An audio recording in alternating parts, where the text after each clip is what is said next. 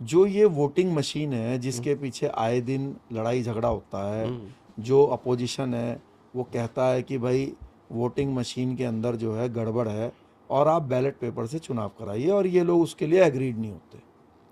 तो मैं आज आपके चैनल के माध्यम से गारंटी के साथ ये बोल रहा हूँ कि ये भेद एक दिन खुलेगा अच्छा। कि वोटिंग मशीन में गड़बड़ है। चाहे 5 साल बाद खुले, 10 साल बाद खुले, 20 साल बाद खुले, लेकिन खुलेगा। जिस दिन भी खुलेगा उस दिन जो उन्होंने जो कमाई की है मोदी साहब ने, ये कमाई जो है उस समय जीरो हो जाएगी। तो मेरा तो उनको सुझाव है कि अगर वो आज बहुत कुछ कमा चुके हैं, आगे 100 साल के लिए कमा चुके हैं, अगर वो चाहते हैं कि वो कमाई उनकी बरकरार रहे 100 साल तक, तो ये जो वोटिंग मशीन का जो सिस्टम है, या तो इसको बिल्कुल, क्योंकि छुपा वो पाएंगे नहीं। मैं आज आपसे बता देता हूँ, कई लोग बोलते हैं वोटिंग मशीन में कैसे गड़बड़ हो हाँ, जाती है, मैं भी जानना चाहता तो हूँ, या गड़बड़ फिर क्या होती है? हाँ ये बोलते हैं कि भाई ये जो वोटिंग मशीन है। और दूसरा सवाल ये भी है सर कि कांग्रेस एक्सेप्ट क्यों करती है? जहां जीत गई हाँ वहां एक्सेप्ट क्यों करती है? हाँ देख, मैं जैसे मैं, अगर मुझे जेन्युइन बिलीफ है हाँ कि वोटिंग मशीन में धांधली है, तो हाँ मैं केवल आंदोलन करूंगा, मैं चुनाव में पार्टिसिपेट ही नहीं करूंगा। देखिए, अगर राहुल गांधी जी का सलाहकार मैं होता हम्म। तो मैं राहुल गांधी जी को ये बोलता कि देखिए, आप ये चुनाव का बहिष्कार कीजिए, बिल्कुल। और आप जो है सिर्फ ये बात पर अड़िए कि बैलेट पेपर से चुनाव कराइए, क्योंकि इस वोटिंग मशीन से चुनाव होएगा तो सत्ता में तो आप इस बार भी नहीं आ पाएंगे। तो कम से कम जो है पूरे विश्व में, पूरे देश में एक बात जाती कि भाई वोटिंग मशीन जो है वो लोकतांत्रिक व्यवस्था को कमज़ोर कर रही है, और पब्लिक की डिमांड है, राजनीतिक दलों की डिमांड है कि बैलेट पेपर से चुनाव कराओ। तो ये लोग क्या है कि उस तरीके से जो एक स्ट्रॉन्ग डिमोन्स्ट्रेशन होना चाहिए बड़ी पार्टियों का, वो कर नहीं पा रहे हैं। अब क्वेश्चन ये आता है कि भाई ये जो गड़बड़ होती है ये कैसे होती है। जो आप बोल रहे हैं कि कांग्रेस इसका विरोध जहाँ पे इनकी सरकार बन जाती है वहाँ पर क्यों नहीं करती है, तो मैं इसका आंसर आपको दे देता हूँ। देखिए, क्या है कि जैसे कि दो मुख्य प्रतिद्वंदी पार्टी हैं, सपोज बीजेपी और कांग्रेस, तो कांग्रेस के वोटों के साथ कोई छेड़छाड़ नहीं होती है। इसीलिए कांग्रेस के जो विधायक बनते हैं या जो हार जाते हैं, वो लोग कोई किसी तरह का प्रतिरोध इसका नहीं करते हैं अपनी अपने जगह पर, क्योंकि अगर वो एक आइडिया लगाते हैं कि हमें यहाँ पर 50,000 वोट मिलनी चाहिए, तो उसको 50 ही मिलती है, क्योंकि उसके वोट से कोई छेड़छाड़ की ही नहीं जाती। वोट की छेड़छाड़ किससे की जाती है? वोट की छेड़छाड़ की जाती है जो निर्दलीय लोग होते हैं, अच्छा। या फिर जो छोटी पार्टी के लोग होते हैं। अच्छा। हाँ, वो कैसे होती है? क्या ये जो वोटिंग मशीन है इसमें जो है क्लॉक है, मतलब क्लॉक सिस्टम है इसमें, और जिसके अंदर भी क्लॉक सिस्टम होगा किसी भी मशीनरी के अंदर, तो उसमें जो है अलार्म भी आप यूज़ कर सकते हैं। जैसे आपका मोबाइल है, आप 10 दिन बाद का अलार्म फिक्स कीजिए तो वो 10 दिन बाद उसी समय बजेगा। आपको टाइम बॉम्ब लगाना है, आप लगाइए 4 घंटे बाद का, 4 घंटे के बाद ही फटेगा। ऐसी है ना। अब ये जो मशीन है, इस मशीन में लोग बोलते हैं भाई सारी मशीन तो एक जैसी हैं, सब चीज़ एक है। नहीं, देखिए, मशीन एक जैसी है, लेकिन जैसे कि कोई, हम यहाँ पर गौतम बुद्ध नगर में बैठे हुए हैं, गौतम बुद्ध नगर से बीजेपी से महेश शर्मा जी चुनाव लड़ेंगे, जी। और हरियाणा के करनाल से जो है वो खट्टर साहब चुनाव लड़ेंगे। तो वहाँ ये जो मशीन में, भाई जो करनाल में जो मशीन यूज़ होंगी उस पर जो चुनाव चिन्ह होंगे उसके नाम के आगे मनोहर लाल खट्टर जी लिखा जाएगा कमल के निशान के, और गौतम बुद्ध नगर में कमल के निशान के सामने जो है वो महेश शर्मा जी लिखा जाएगा। तो अब ये कब नाम डाले जाएंगे? ये नाम डाले जाते हैं, प्रोसेस क्या है कि आप पहले नॉमिनेशन करोगे, फिर आपका फार्म चेक होएगा, फिर कोई कमी होगी तो उसको दूर किया जाएगा, और फिर आपको नाम वापस का टाइम दिया जाएगा, और फिर आपको सिंबल अलॉट किया जाएगा। जब सिंबल अलॉट कर दिया जाएगा तो मान लीजिए एक लोकसभा में 10 प्रत्याशी हैं, 4 मान लीजिए राजनीतिक दलों के हैं और 5-6 जो है वो निर्दलीय हैं, तो उनको सीरियल वाइज जो है उनके नाम फिर क्या है कि हर जो जिले का जो निर्वाचन अधिकारी होगा वो जो है, जो उसके लोकसभा में या उसके क्षेत्र में जो मशीनें यूज़ हो रही हैं, मान लीजिए 10,000 मशीनें यूज़ हो रही हैं, तो वो सारी मशीनों के अंदर वो अपने ज़िले के जो चुनाव लड़ने वाले लोग हैं उनका नाम उसमें फीड करेंगे। यहाँ पर जो जिला निर्वाचन अधिकारी होगा वो यहाँ पर नाम फीड करेगा। तो ये जब नाम फीड किए जाते हैं उस समय ही सॉफ्टवेयर के द्वारा इसमें जो है एक मतलब चीज़ डाल दी जाएगी कि भाई सुबह फला तारीख पर 10 बजे से लेकर 3 बजे तक जिसके भी वोट इस मशीन, जैसे ये मशीन है, इस मशीन में उन्होंने ये डाल दिया कि भाई जिसके भी वोट 10 से कम हो, इसमें 10 वोट से जिसके भी कम हो, उसका हर वोट जब 11वां डले तो वो कमल के निशान पर चला जाए। अच्छा। 12वां डले तो उसके पास जाए और 13वां डले तो फिर कमल पे जाए। अच्छा। ये किसके साथ किया उन्होंने? उसके साथ किया जिसके सुबह 10 बजे तक 10 वोट से कम पड़े हैं। जिसके ज़्यादा पड़ गए उसके साथ ये छेड़छाड़ नहीं होगी। अच्छा। तो जो उसका मुख्य प्रतिद्वंदी है उसके वोटों को तो कोई डिस्टर्बेंस किया नहीं, लेकिन जो निर्दलीय प्रत्याशी है, छोटा प्रत्याशी है, उसके वोट बैंक में छेड़छाड़ हो गई। अब क्या हुआ कि इससे हुआ क्या कि जिस व्यक्ति को 5,000 वोट मिलने थे उसको मिले 2,500। उसके 2,500 कहाँ चले गए? कमल के निशान पर चले गए। जिसको 1,000 वोट मिलने थे उसको मिले 500 वोट, उसके 500 वोट कमल के निशान पर चले गए। तो इससे क्या हुआ कि करीब जो है 8-10 हज़ार वोटों का इजाफा जो है, या 20,000 वोटों का इजाफा, या 5,000 वोटों का इजाफा जो है वो उसको हो गया। तो अब हुआ क्या कि अगर आपका हार या जीत का मार्जिन 5-7 हज़ार था तो वो इसने पूरा कर दिया। कई बार आपने देखा होगा कि भाई अगर मशीन सेट होती तो कांग्रेस का वो नेता कैसे जीत गया, तो वो ऐसे जीत गया कि मान लीजिए उसको, कांग्रेस के उस नेता को मिले 80,000 वोट और बीजेपी वाले को मान लीजिए वहां पर मिले हैं 75,000 वोट। ठीक है जी। तो वो कांग्रेस का नेता कैसे जीत गया कि 5,000 वोट से वो जीत गया। तो ये जो 75,000 हैं बीजेपी वाले के, ये एक्चुअली में क्या है, ये 60,000 होते हैं। अच्छा। 15,000 का मार्जिन उसने उसके नजदीक तक पहुंच गया।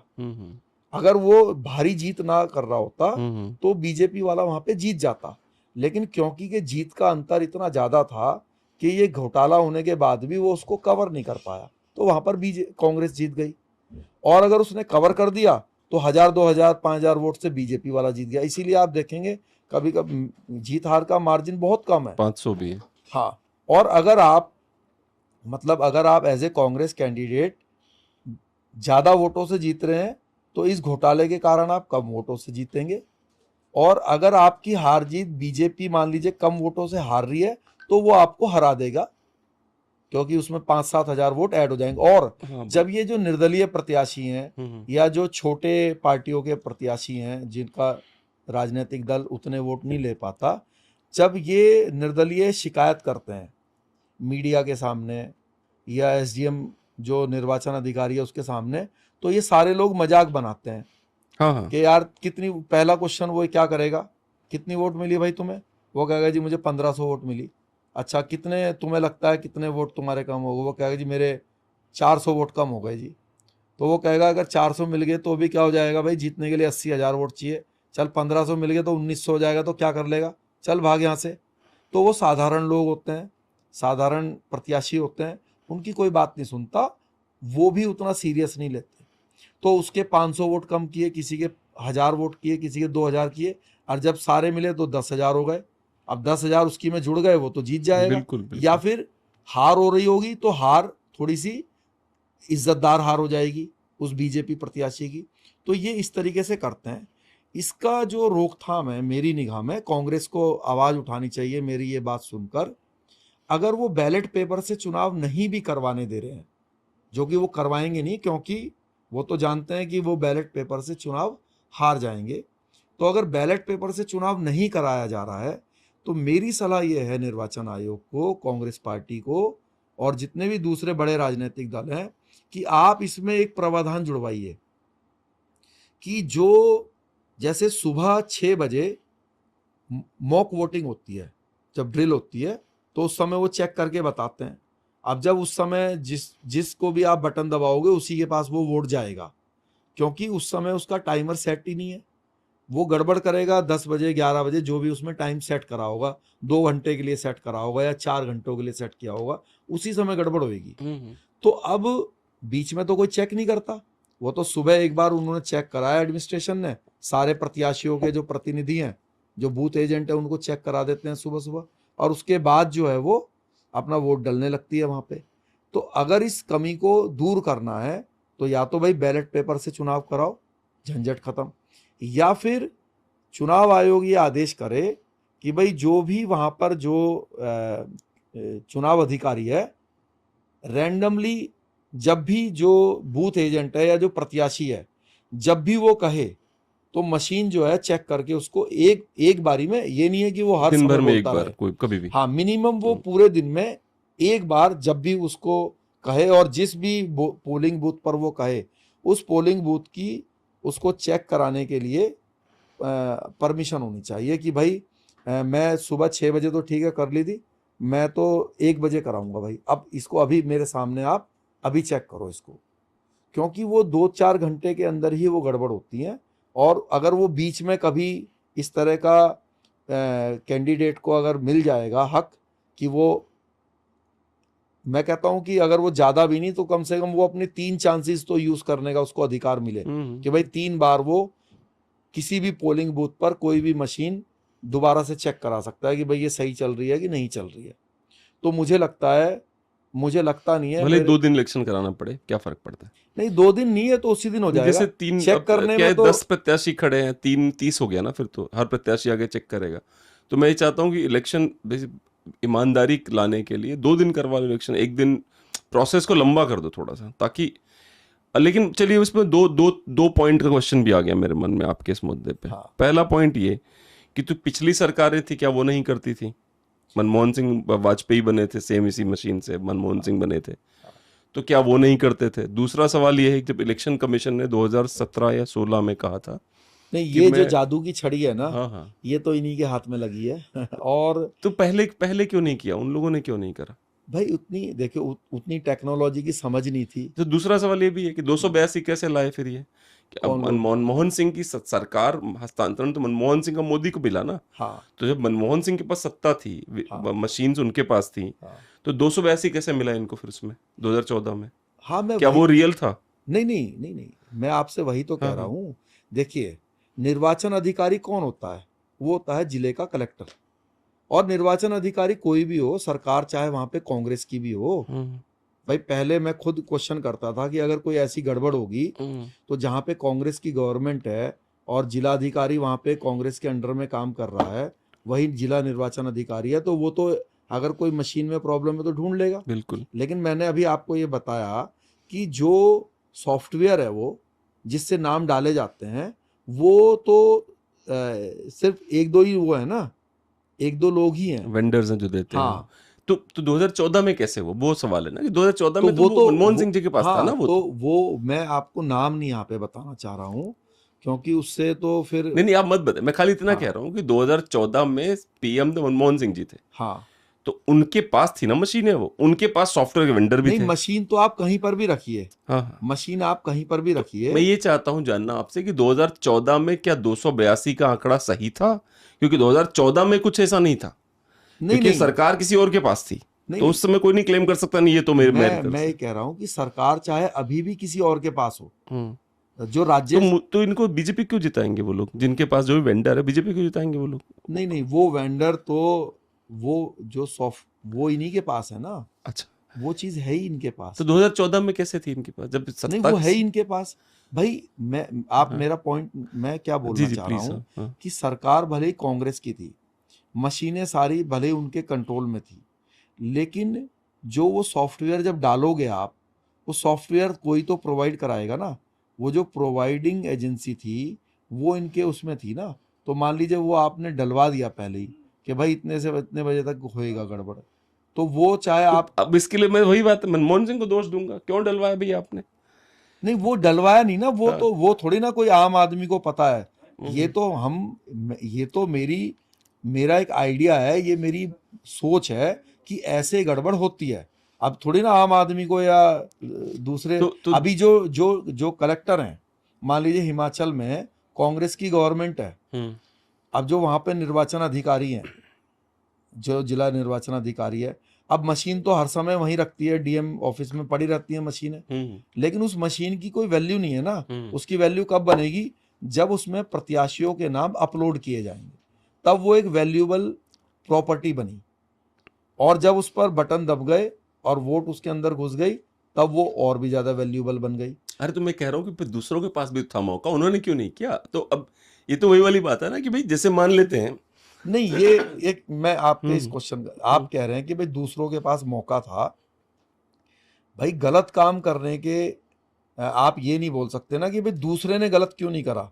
एक आदमी गलत सिस्टम का दुरुपयोग करके सत्ता हासिल कर रहा है, तो दूसरा आदमी नहीं कर रहा है, तो वो कोई हम उसकी बुराई थोड़े ना करेंगे, हम तो उसकी अच्छाई करेंगे। भाई उसने राजनीति है, दुरुपयोग नहीं करा। अब राजनीति है, बताइए। और दुरुपयोग नहीं करा, दूसरी बात है, ये भी सब लोग जानते हैं कि उस चीज, देखिए सिस्टम में हर समय हर व्यक्ति या हर संस्था के अंदर कमी ढूंढने की कोशिश करते रहते हैं। अब हर एक को नहीं मिलती। अब जादू की छड़ी इनके हाथ में लगी तो इनका भाग्य है, उसका लाभ ले रहे हैं वो। और ये बात मैं आपको बता रहा हूं आज, ये जो मैंने आपसे बात बताई है, ये जू की तू बात यही निकलेगी, एक दिन निकलेगी 10 साल 5 साल 20 साल बाद। उस दिन जिस दिन निकलेगी, उस दिन जो मोदी जी ने जो अपनी छवि को एक 100 साल 200 साल के लिए बनाया है, बहुत अच्छा बना रखा है, वो उस दिन जो है वो छवि वो खराब हो जाएगी या वो डैमेज हो जाएगी। तो मैं तो प्रधानमंत्री जी को ये सलाह दूंगा, सलाह देने की तो खैर मेरी हैसियत नहीं है, लेकिन मैं, ऐसा मेरा मानना है कि भाई उन्होंने इतनी मेहनत लेगेसी से, अपनी बचाएं। हाँ मतलब इतनी मेहनत से उन्होंने चीज़ों को बनाया है, आगे चल रही हैं। तो ये जो मशीन का जो सिस्टम है, अब तो 2 बार वो सत्ता का मजा ले चुके, तीसरी बार भी वही ले ही लेंगे जब उनके पास जादू की छड़ी है तो तो मशीन होगी। 2017 में जब तो इलेक्शन, उसके बाद कम से कम उसको बंद कर दें, उसको उपयोग जो है अमित शाह जी के लिए ना करें तो ज्यादा फायदे में रहेंगे।